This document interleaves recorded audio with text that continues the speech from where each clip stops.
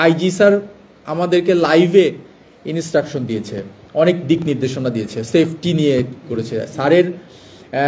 এবং আমাদের রেঞ্জের ডিআইজি স্যার উনি ফিজিক্যালি এখানে উপস্থিত হয়েছেন, অ্যাডিশনাল ডিআইজি। ব্যাপকভাবে আমরা অ্যালার্ট ছিলাম যেন এই এলাকায় জনসাধারণের এবং জনগণের নিরাপত্তায় কোনো রকমের ব্যাঘাত না ঘটে এবং কারো যেন জীবনের ঝুঁকি এবং হুমকি যেন না আসে।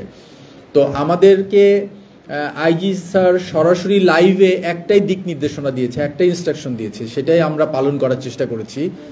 সেটা হলো কোনো লাইফ যেন এখানে থ্রেট না থাকে, কোনো লাইফ যেন আমরা ওই পলিসিতে আমরা দীর্ঘক্ষণ কথা বলেছি, দীর্ঘ 2-3 ঘন্টা ধরে ওদের সাথে কয়েকবার আমরা তার সাথে ফোনে কথা বলেছি বিভিন্নভাবে। ওরা যেটা বলতে চেয়েছে সেটা ধৈর্য সহকারে শুনে ওদের সাথে একত্রতা ঘোষণা করেছি। ওরা সেই সময় যে বক্তব্যটা দিয়েছিল সেটার প্রতি আমি ওদের সমর্থন দিয়েছিলাম, কারণ ওরা বলেছিল যে একজন মৃত্যুসজ্জায় একটা রোগীকে, কিডনি পেশেন্টকে বাঁচানোর জন্য তাদের টাকা দরকার, এই টাকাটা তারা দিতে চায় সেখানে।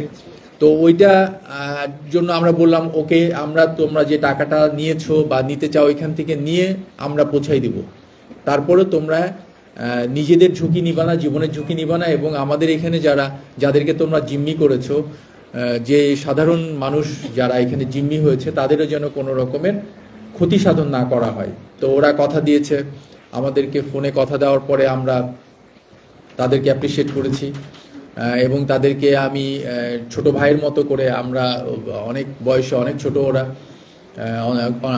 আমাদের সন্তানদের মতো।